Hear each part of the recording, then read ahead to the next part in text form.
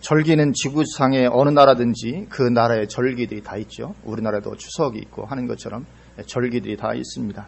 오랜 세월을 지나면서 자연스럽게 또는 중요한 사건의 의미를 담아서 절기가 만들어지게 됩니다.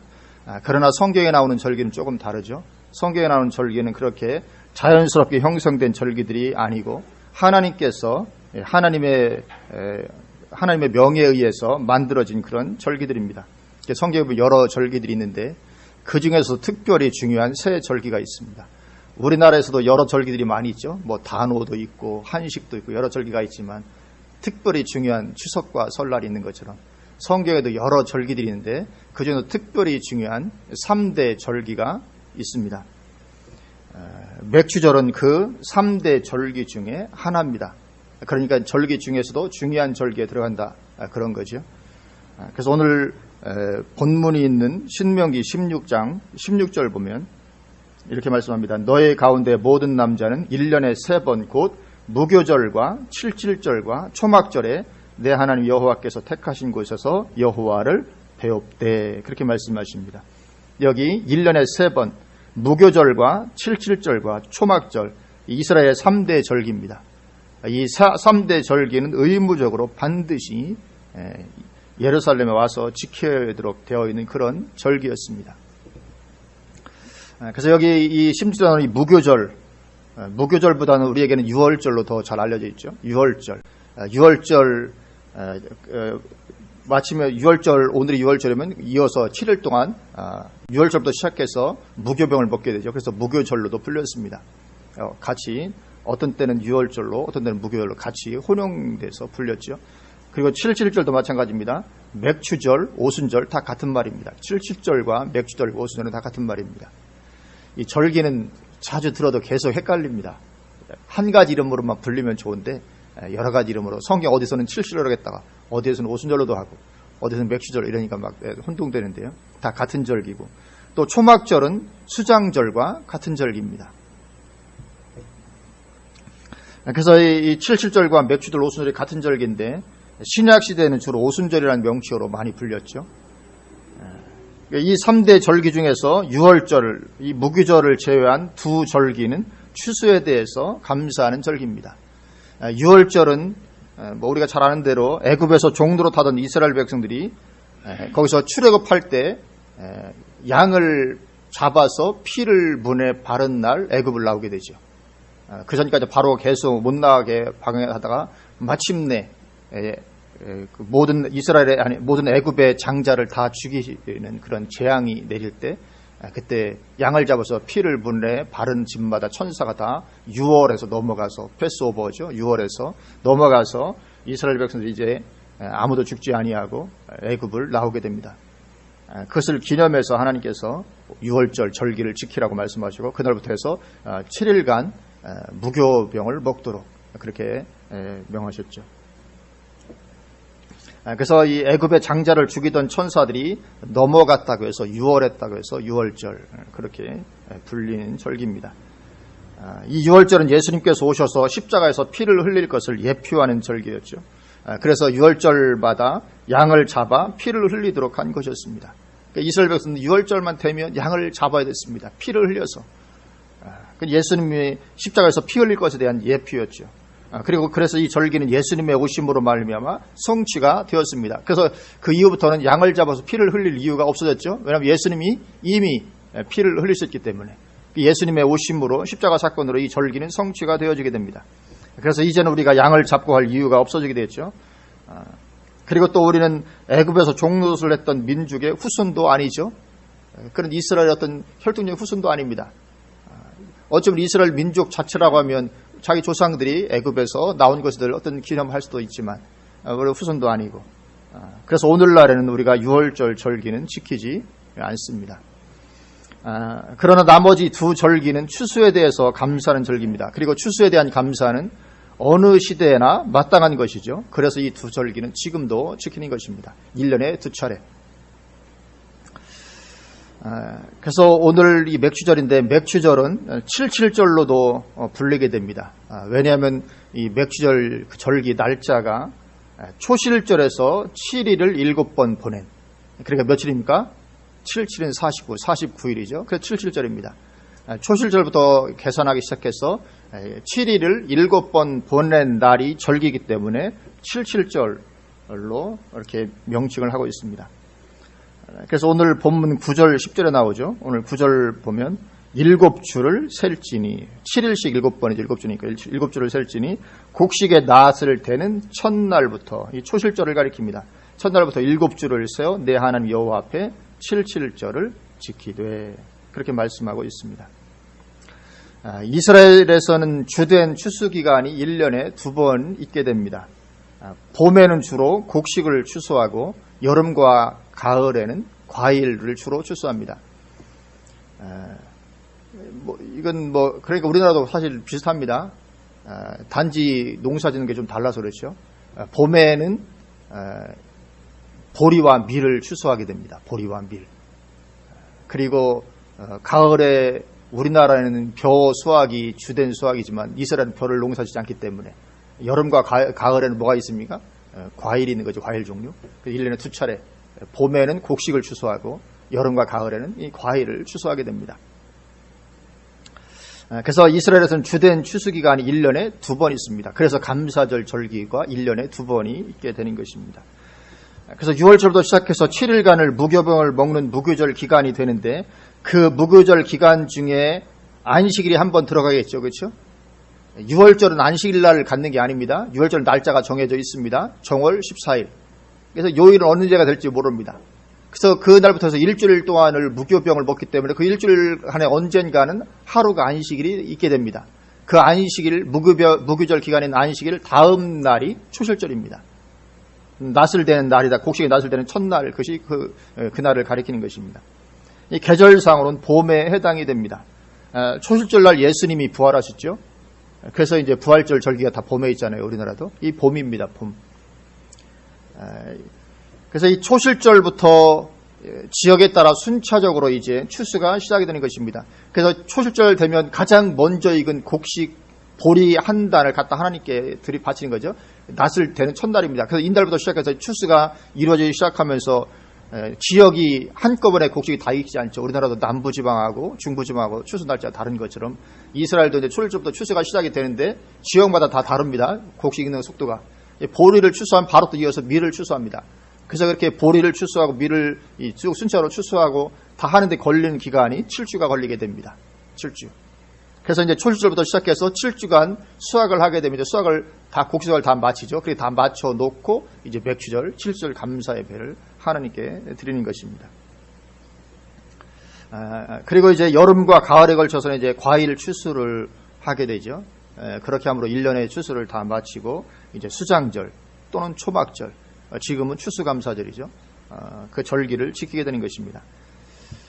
이처럼 1년에 2차례의 감사절기를 지키게 되는데 그래서 오늘날에는 1년의 상반기를 지내고 첫째 주인 7월 첫 주일을 맥주감사절로 그렇게 지키는 것입니다.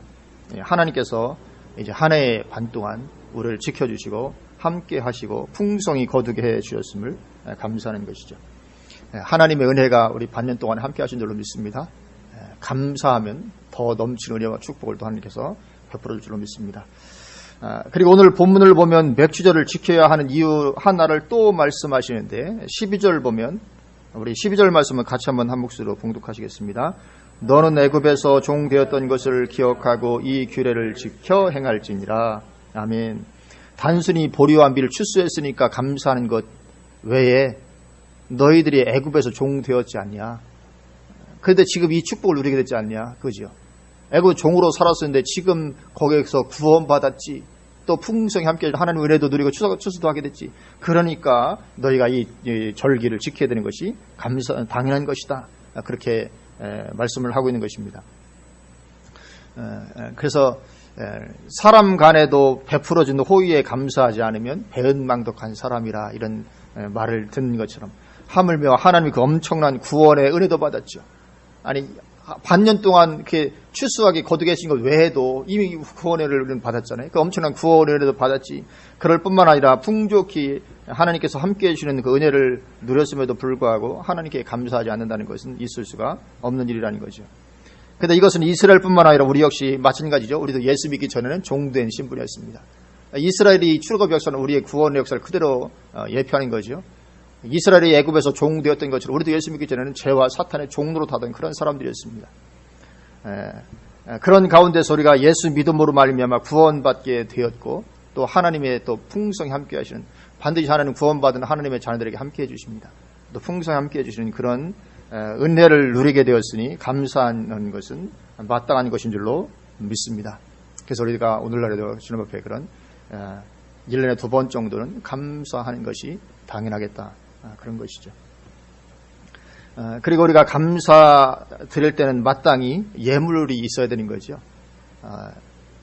요즘도 그냥 뭐 흔히 고맙다 이렇게 하면 뭐 말로만, 뭐 우리도 흔히 이게 농담처럼 하잖아요, 그렇죠? 어떤 예물 고맙다 뭐 말로만 그러냐 이렇게 되는 것처럼 하나님께도 예물을 우리가 드리게 됩니다. 그래서 16절 17절 보면 16절에 너의 가운데 모든 남자는 1년에 3번 곧 무교절과 77절과 초막절에 내 하나님 여호와께서 택하신 곳에서 여호와를 배웁되 빈손으로 여호와를 배웁지 말고 각 사람이 내 하나님 여호와께서 주신 복을 따라 그 힘대로 드릴지니라. 그렇게 말씀을 하고 있습니다. 빈손으로 나오지 말고, 물론 예물의 양은 정해지지 않습니다. 하나님께서 나에게 주신 복을 따라서 내 힘대로, 많이 주셨으면 많이 드릴 수 있는 것이고 적게 주셨으면 적게 드리는 것이고 그 힘대로 드리라. 그렇게 말씀을 하고 있습니다. 오늘 본문 10절에도 말씀하죠. 10절을 보면 내 하나님 여호와 앞에 77절을 지키되 내 하나님 여호와께서 내게 복을 주신 대로 내 힘을 헤아려 자원하는 예물을 드리고, 예물은 자원하는 것입니다. 내게 힘대로, 지금 나에게 주신 그 은혜의 분량대로 그렇게 자원해서 예물을 드리면 되는 것입니다. 그러니까 뭐 이런 예물에 대해서 우리가 시험 들 것은 없는 거죠. 뭐 액수를 정해놓고 드리라 하면 시험 들 수 있지만 이건 액수가 정해지는 것이 아니고 은혜를 따라서 자원해서 드리라, 그렇게 말씀을 하고 있습니다. 물론 드리는 것에는 축복의 약속이 당연히 거기에 또 주어져 있습니다. 그래서 고린도후서 9장 6절 7절을 보면 이것이 곧 적게 심는 자는 적게 거두고 많이 심는 자는 많이 거둔다는 말이로다. 심는 것은 거두는 것이라고 말씀하죠. 각각 그 마음에 정한 대로 할 것이요 인색함으로나 억지로 하지 말지니 하나님은 즐겨내는 자를 사랑하시느니라. 그래서 여기도 보면 마음에 정한 대로 할 것이로, 우리 스스로 내 마음에 정한 대로 하나님께 감사하며 예물을 드리면 드린 것입니다. 그러면 그에 따른 하나님의 은혜와 축복이 주어지게 된다, 그렇게 말씀을 하고 있습니다. 사실은 하나님께서 하나님께 드리라고 말씀할 때 하나님은 우리의 것이 하나님께는 필요가 없는 하나님이십니다. 그죠? 하나님께서 우리 것을 뭐 가져가려고 드리라 그렇게 하신 건 아니죠. 하나님은 오직 우리를 축복하고자 하시는 그 마음 하나밖에 없는 것이죠. 그런데 우리가 그렇게 드릴 때 하나님은 우리의 그 마음을 확인하시고 그로 인해서 축복해 주실 근거가 되도록 하시는 거죠. 하나님도 우리를 축복할 때 어떤 근거가 필요하죠. 그런 부분이 있는 것입니다. 그래서 맥주절은 이처럼 기본적으로 하나님께 감사하는 절기입니다. 그런데 하나님은 오늘 본문을 또 보면 나 개인적으로만 감사하고 즐거워하는 절기가 되기를 원치 않으십니다. 나만 하나님 앞에 나가는 것 원치 않는다는 것, 이렇게 감사하고, 오늘 11절을 보면 너와 내 자녀와 노비와 내 성 중에 있는 레위인과 및 너희 중에 있는 객과 고아와 과부가 함께 내 하나님 여호와께서 자기 이름을 두시려고 택하신 곳에서 내 하나님 여호와 앞에서 즐거워할지니라. 아멘. 여기 보면 너와 내 자녀, 거기까지만 했으면 괜찮은데 그럴 뿐만이 아니라는 거죠. 너와 내 자녀와 또 노비도 내 성 중에 있는 레위인, 너희 중에는 객과 고아와 과부, 이 사람들은 누구냐면 전부 다 어려운 처지에 있는 사람들입니다.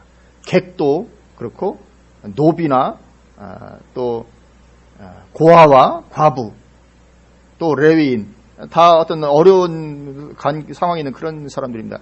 근데 같이 어우러져서 함께 절기를 지키면서 즐거워하고 기뻐하라, 그렇게 말씀을 하고 있습니다. 그리고 여기 노비와 뭐 여기는 쭉 말하는 이들은 불신자들을 가리키는 게 아닙니다. 같은 이스라엘 공동체 내에 있지만 어려운 처지에 있는 사람들입니다. 그런 사람들을 가리키는 것이죠.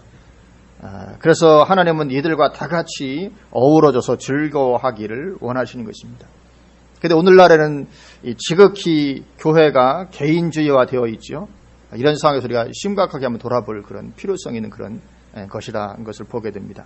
원래 이스라엘은 공동체성이 강한 민족이었습니다. 물론 그것은 하나님의 뜻에 의한 거죠.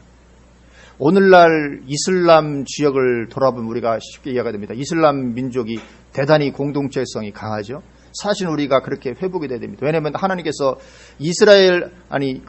요즘 무슬림들이 공동체성이 강한 이유가 왜냐하면 그들이 이슬람을 창시할 때 성경에서 따왔기 때문에 그렇습니다. 성경에서 사상을 가져와서 그 이슬람 종교를 만들었기 때문에 그들에게 공동체성이 대단히 강합니다. 물론 이스라엘도 대단히 공동체성이 강하죠. 왜냐하면 하나님께서 바라시는 바시기 때문에 그렇습니다. 근데 오늘날은 그러나 이 복음이 이제 서구로 넘어가면서 서구는 그 공동체성이 아니잖아요.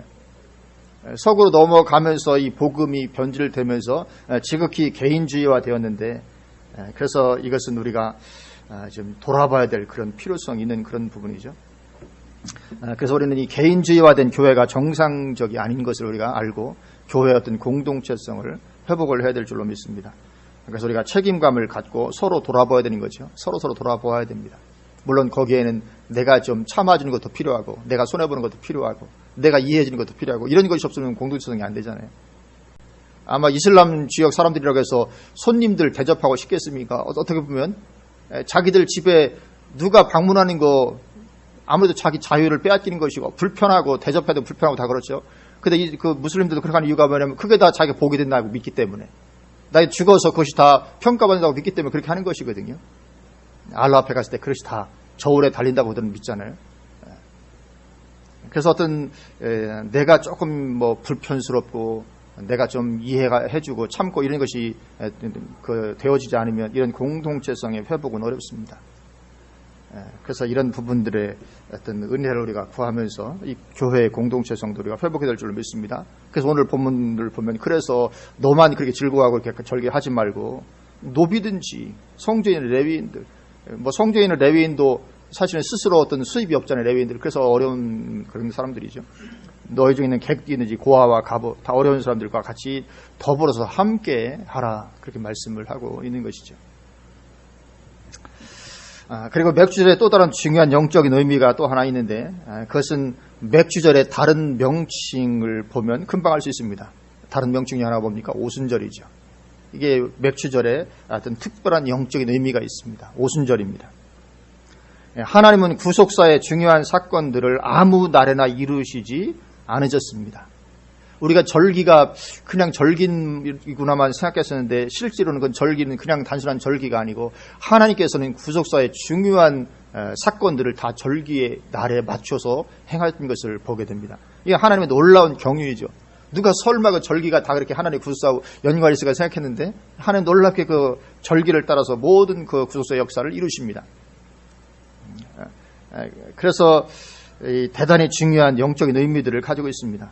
예를 들면 예수님의 십자가 사건은 아무 때나 이루어진 것이 아니고 우리가 잘 알듯이 유월절에서도 양을 잡는 그날에 유월절 전날 어린 양 잡는 그날에 예수님께서 십자가에 달리시게 되죠. 정확하게. 그리고는 첫 열매를 거두는 초실절에 부활하셨습니다. 안식 후 첫날 초실절.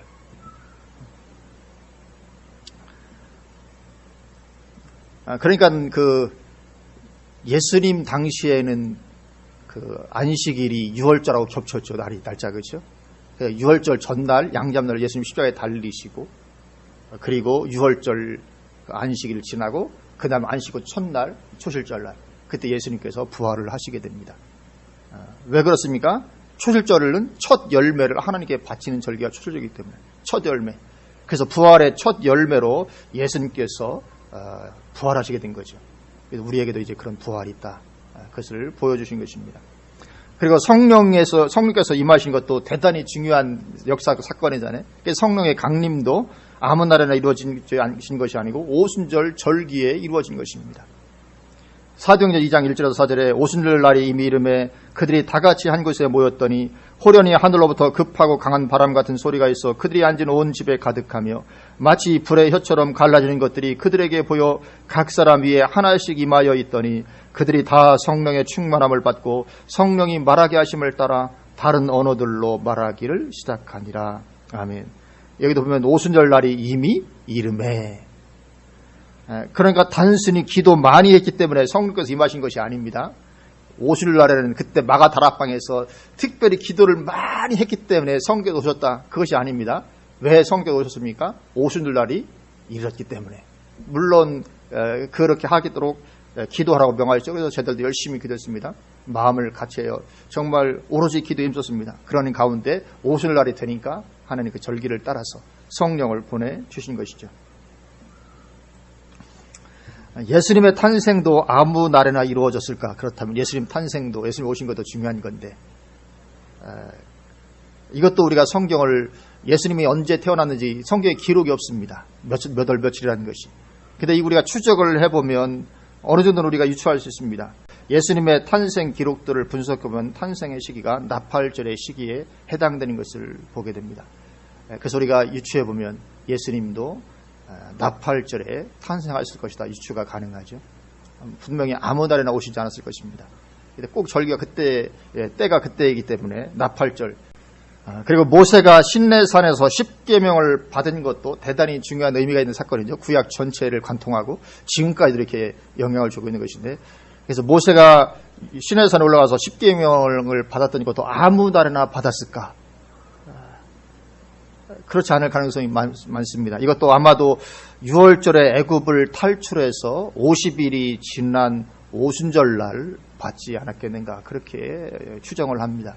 물론 정확한 날짜를, 그러니까 성경에 기록되어 있지는 않지만 그 6월절날 나와서 광야를 걸어서 한 50일 지난 후에 오순절날 그때 받았을 것이다, 이런 추정이 되고 있습니다.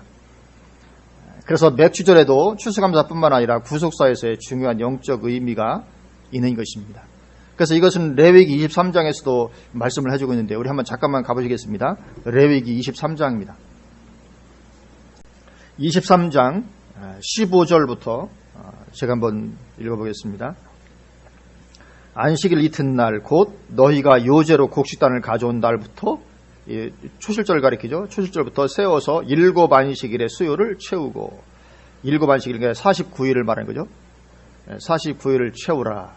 그리고 10절을 보면 7 안식일 이튿날까지 합하여 50일을 계수하여, 안식일 이튿날까지 50일을 계수하라는 거죠. 계수하여 새 소제를 여호와께 드리되, 그래서 이 맥주절을 오순절로도 부르는, 혼용해서 부르는 이유가 되는 것입니다. 17절 너희의 처수에서 10분의 2 에바로 만든 떡 2개를 가져다가 흔들지니 이는 고운 가루에 누룩을 넣어서 구운 것이요 이는 첫 요제로 여호와께 드리는 것이며. 아멘. 여기 보면 그 오순절날 하나님께 드릴 예물을 말씀을 하고 있습니다. 뭐라 하게 되면 밀가루로 만든 떡 2개를 요제로 드리라, 그렇게 말씀합니다. 근데 여기 보면 떡 2개를 드리라고 말씀을 하시죠. 왜 하필이면 2개를 드리라고 했을까? 성경에 이 숫자는 의미 없는 숫자는 하나도 없습니다. 뭔가 의미를 다 가지고 있죠. 떡 2개를 드리라. 3개도 아니고 10개도 아니고 2개를 드리라고 말씀을 하고 있습니다. 성경에 의미 없는 숫자는 없는데 특히 하나님께 드리는 제물의 경우는 더더욱 그러하죠. 그러면 왜 2개일까? 이 둘은 무슨 수겠습니까? 증인의 수입니다. 증인의 수. 그래서 예수님도 제자들을 전도하러 보낼 때 둘씩 보내십니다. 그리고 계시록에도 14만 4천 하나님의 종들을 2 증인으로 보내십니다. 왜요? 둘은 증인의 수니까요. 그리고 여기 이 레위기 말씀에서는 77절로 말씀하지 않고 50일을 계수한 것으로 말씀하는데, 그러면서 떡 2개를 드릴 것을 말씀합니다. 오늘 본문은 신명기서하고 뉘앙스가 조금 다르죠. 이것은 맥주절, 즉 오순절의 영적 의미를 보여주는 것입니다. 왜냐하면 예수님을 증거하실 성령께서 오순절에 오실 것이기 때문에 떡 2개를 드린 것입니다. 이게 의미하는 것입니다. 성령에 오시는 가장 큰 목적이 뭡니까? 예수님을 증거하는 거죠. 성령은 다른 어떤 은사를 주시기 위해서 오신 것이 아니고 가장 큰 목적은 예수님을 증거하는 것이 성령에 오시는 가장 큰 목적입니다. 요한복음 15장 26절에 예수님께서 말씀하시기를 이렇게 말씀하십니다. 내가 아버지께로부터 너희에게 보낼 보혜사 곧 아버지께로부터 나오시는 진리의 성령이 오실 때에 그가 나를 증언하실 것이요, 그렇게 말씀합니다. 이 성령께서 이 땅에 오신 가장 큰 목적은 예수 그리스도를 증거하는 것입니다. 그래서 예수님께서 십자가에서 피를 흘리심으로 말미암아 우리의 모든 죄를 사하시고 그 완성을 시키셨죠. 그 예수님을 이제 증거해서 모든 사람들이 듣고 주님께로 나오도록 해야 되는데 그 일을 하시러 오신 분이 바로 성령님이십니다. 성령은 증거하러 오신 것이죠. 그래서 이 오순절 증인의 쓰인, 증거의 쓰인 이 떡 두 개를 드리도록 그렇게 되어 있는 것이죠. 그래서 성령께서 그렇게 증거하시는데, 예수님을 증거하시는데 어떻게 증거하십니까? 내 안에서 증거하시고 또 나를 통해 믿지 않는 자들에게 증거하시는 거죠. 성령께서 직접 믿지 않는 자들에게 증거하는 것이 아니고 이미 믿은 우리 속에 들어오셔서 우리를 통해서 증거하십니다. 그래서 우리를 증인 삼으시는 거죠. 우리 속에 들어오셔서. 그래서 사도행전 1장 8절에서 오직 성령이 너에게 임하시면 너희가 권능을 받고 예루살렘과 온 유대와 사마리아 땅끝까지 이르러 내 증인이 되리라 하시니라, 그렇게 말씀하는 것입니다. 왜냐하면 성령께서 증거하러 오셨기 때문에 우리 속에 들어오셔서 나를 통해서 그 복음이, 예수님이 증거되게 하신 것입니다. 그래서 이 오순절날 그 예물을 드릴 때 떡 둘을 드리도록, 떡 두 개를 하나님 앞에 흔들어 요제도록 드리도록 그렇게 하셨던 거죠. 그리고 또 레위기 23장 17절 다시 한번 보면 너희의 처소에서 10분의 2 에바로 만든 떡 두 개를 가져다가 흔들지니 이는 고운 가루에 누룩을 넣어서 구운 것이요. 이 누룩을 넣어서 구웠다고 말씀을 하고 있습니다. 하나님께 드리는 소재, 이 밀가루를, 가루를 하나님께 드리는 것을 소재라고 부르는데, 소재 예물을 여러 군데서 말씀하시는데 그 여러 소재 예물 중에서 누룩을 넣어 만든 유교병을 드리는 것은 오순절 이때만이 유일합니다. 다른 어느 때에도 누룩을 넣은 떡을 하나님께 드리도록 되어 있는 적이 없습니다. 다 누룩 없는 무교병을 다 드리도록 되어 있었죠. 6월절 날에도 일주일 동안 먹도록. 이 무교병은 누룩이 없이 만든 빵이기 때문에 정말 맛이 없습니다. 오늘날 빵도 우리가 볼 때 사실 성경에 떡이라고 되어 있지만 떡은 아니고 빵입니다.